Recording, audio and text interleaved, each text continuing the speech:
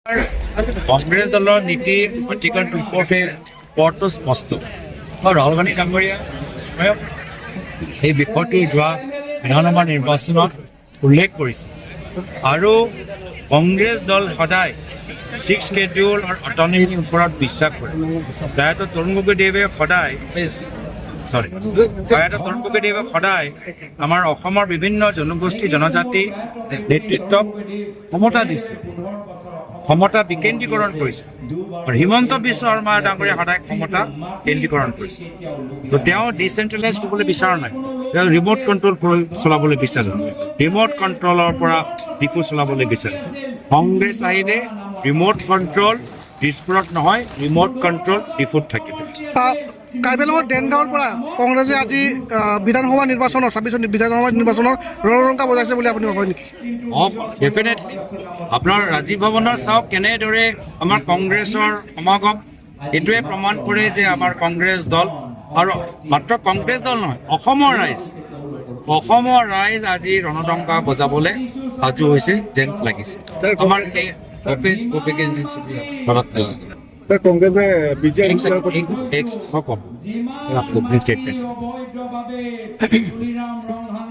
आज हमारा कांग्रेस का 6 जिलों का सम्मेलन हुआ और जिसमें और मंडल अध्यक्ष, बूथ के अध्यक्ष सब लोग उपस्थित थे और उसमें हमारे तिर्की साहब जो झारखंड के मंत्री हैं, जो हमारे अकबर हैं, और साथ ही हमारे सीनियर लीडर यहाँ के आदरणीय चीफ हैं गौरव गोगोई जी, हमारे विधानसभा के नेता जी, वरिष्ठ सांसद हमारे विक्रम हुसैन जी और हमारे एमएलए उपस्थित थे और हजारों के तादाद में कार्यकर्ता यहाँ आए थे और जबरदस्त उत्साह 2 दिन के 60 नोटिस में उपस्थित किए और लोग बता रही है लोग परिवर्तन चाहते हैं, बदलाव चाहते हैं, क्योंकि यहाँ के लोग अपनी जमीन से, अपनी मिट्टी से प्यार करते हैं, जमीन बचाना चाहते हैं। लेकिन हेमंत शर्मा यहाँ की जमीन अडानी, अंबानी, पतंजलि, गोदरेज सबको दे देना चाहते हैं।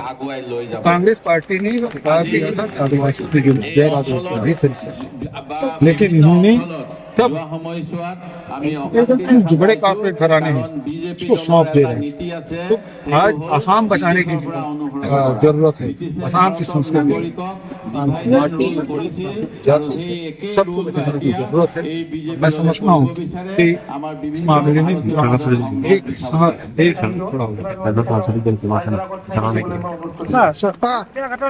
চৰকাৰী ভূমিত যোৱাকালি উচ্ছেদ অভিযান চলাইছিলে, উচ্ছেদ অভিযানত এটা নামঘৰ ভঙাই দিছে, মছজিদ ভাঙিছে, কিন্তু মছজিদ ভাঙি কিন্তু মন্দিৰসমূহ ভঙা নাই, ঘটনাস্থলী ভঙা হৈছে কিন্তু মন্দিৰসমূহ ভঙা হোৱা নাই।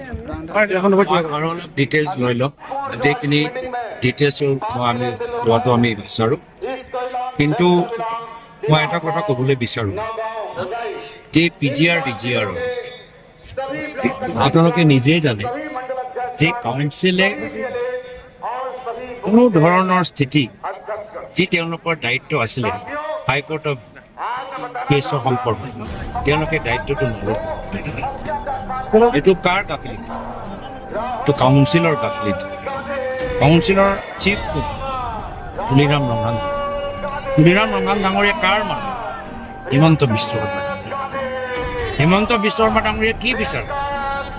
যে বিভিন্ন জনগোষ্ঠী জনজাতিৰ মাজত সংঘাত হৈ থাকক, কাৰ্য হৈ থাকক, আৰু তেওঁ এটা বাটন টিপিলে আদানীক হাজাৰ বিঘা, পতঞ্জলিক হাজাৰ বিঘা, আম্বানীক হাজাৰ বিঘা, আৰু যি বাকী থাকিলে নিজৰ পৰিবাৰৰ নামত, আৰু তাৰ পৰাও কিছু বাকী থাকিলে তুলিৰাম ৰমনান ডাঙৰীয়া পৰিবাৰৰ নামত।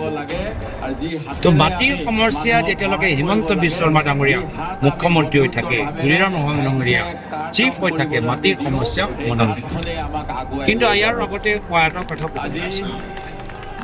যে কাৰ্বি গো বেক শ্লোগানটো আমি অসম বিৰোধী কৰিব বিচাৰোঁ।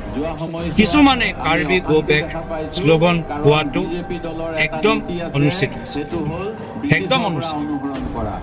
কাৰ্বি আমাৰ অসমৰ বিভিন্ন জনজাতিৰ ভিতৰত আটাইতকৈ পুৰণি জনজাতি, কিন্তু লগে লগে মই ক'বলৈ বিচাৰোঁ এইটো মই ভাল পোৱা নাই।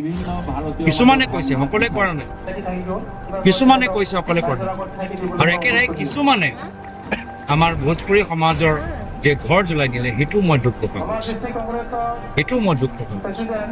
আমি যি আমাৰ মাজত কিছু সমস্যা থাকিব পাৰে, কিন্তু আলোচনাৰ যোগেদি আইনৰ যোগেদি লোকতান্ত্ৰিকভাৱে আমি সমাধান হোৱাটো বিচাৰোঁ।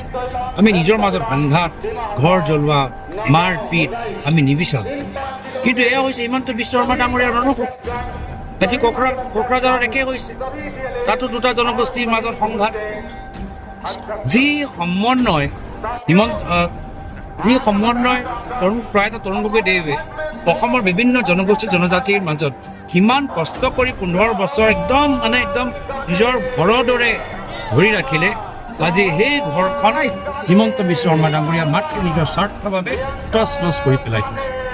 কোনো আজি শান্তি, না বঙালী মানুহ শান্তিত আছে, না জনজাতি মানুহ শান্তিত আছে, না আদিবাসী মানুহ শান্তি আছে, না ভোজপুৰী মানুহ শান্তিত আছে, না কাৰ্বি মানুহ শান্তিত আছে, কোনো শান্তিত। তো সেইকাৰণে যেতিয়ালৈকে হিমন্ত বিশ্ব শৰ্মা ডাঙৰীয়া থাকিব, অসমৰ সমাজৰ মাজত শান্তিয়ে থাকিব। সেইকাৰণে যদি অসমৰ ভিতৰত যদি আমাক শান্তি লাগে আৰু সন্মান লাগে, আত্মসন্মান লাগে, তেতিয়া হিমন্ত বিশ্ব শৰ্মা ডাঙৰীয়া চৰকাৰৰ পৰা আঁতৰাব। 15 বছৰ বহু আঞ্চলিক দল আছে, কাৰ্বি আংলঙত বহু আঞ্চলিক দল আছে, তেওঁলোকৰ লগত মিত্ৰতা হ'বনে? এই সন্দৰ্ভত কি ক'ব? মিত্ৰতা আমাৰ যিকেইটা দলৰ লগত ইতিমধ্যে আলোচনা হৈ আছে, মিত্ৰতাটো হ'বই, কিন্তু মিত্ৰতাৰ ৰংটো কি হ'ব সেইখিনি কথা আনুষ্ঠানিকভাৱে আপোনালোকক আমি পিছত জনাম। যিটো কথাবোৰ এতিয়াও চলি আছে। স্যার 15 বছর স্যার আপনার সরকার চলালে, স্যার আগতে 15 বছর চলালে, এটা 15 বছর চলার পিছত আজি সরকার যদি আপনার কংগ্রেসলৈ আহে তেন্তে আৰ্টিকল 244 সঁচাকৈ ইমপ্লিমেণ্ট হ'ব না স্যাৰ? বৰ্তমানত 10 বছৰত এখন চৰকাৰে কি কৰিলে? 6 স্কেডিউল ফুল ইমপ্লিমেণ্ট কৰিব পৰা নাই। কাউন্সিলৰ হাতত একো ডিপাৰ্টমেণ্টে একো এৰিয়ে দিয়া নাই। কাউন্সিলৰ কামবোৰ চব ডিস্কোপা নিৰ্ধাৰিত। কাউন্সিল বিজেপি যোৱা 10 বছৰ আৰু দুৰ্বল হ'ল। কাউন্সিল আমাৰ দিনত আৰু প্ৰয়াত তৰুণ গগৈদেৱৰ দিনত আৰু সন্মান আৰু ক্ষমতা লাভ কৰিব, এই কথাটো নিশ্চিত। কয়লা আৰু বালি চলি আছে, এইটো কি কিবা ক'ব বিচাৰিব নেকি? চলিবই। যিসকলৰ ৰাজনৈতিক যাত্ৰা সিন্ডিকেট কৰি আৰম্ভ হ'ল, আজি তেওঁলোকে শাসনত বহি আছে, তো সিন্ডিকেট কেনেকৈ কম? সিন্ডিকেট বাঢ়িবই। যিসকল ৰাজনৈতিক যাত্ৰা কয়লা, ব্ৰইলাৰ, গৰু, বালি, পাথৰ সিন্ডিকেট কৰি তেওঁলোকৰ যাত্ৰা আৰম্ভ হ'ল, আজিতো তেওঁলোকে গাদীৰ ওপৰত বহি আছে, কোনোবা মন্ত্ৰী, কোনোবা মুখ্যমন্ত্ৰী, কোনোবা চিফ।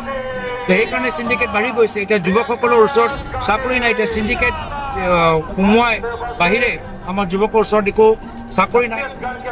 অসমৰ কাৰ্বি যুৱকৰ ওচৰত মাত্ৰ দুটা বিকল্প, যদি পইচা কমাব লাগে বাহিৰলৈ যাওক, নহ'লে কয়লা বালি মাফিয়া তাৰ ভিতৰত সোমাই যায়।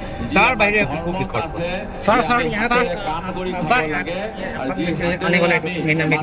कांग्रेस को देखा कि आप झारखंड से इस तरह आए हैं, तो आप इसको किस तरह से देखते हैं?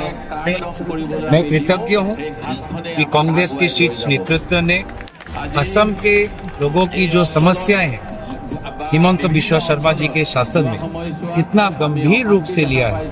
असम के लोगों का, कार्बी अंगलों के लोगों का, यहाँ के विभिन्न समुदाय, भोजपुरी, बंगाली, कार्बी, सभी का दुख इतना उन्होंने समझा है। इसीलिए कांग्रेस के शीर्ष नेतृत्व को असम भेजा गया है। दीपेश बघेल जी, के शिव कुमार जी, बंधु तिर्की जी, आदरणीय प्रियंका गांधी जी, तो यही दिखाता है कि असम हमारे कांग्रेस के लिए कितना मान्य रखता है। Thank you. Thank you sir.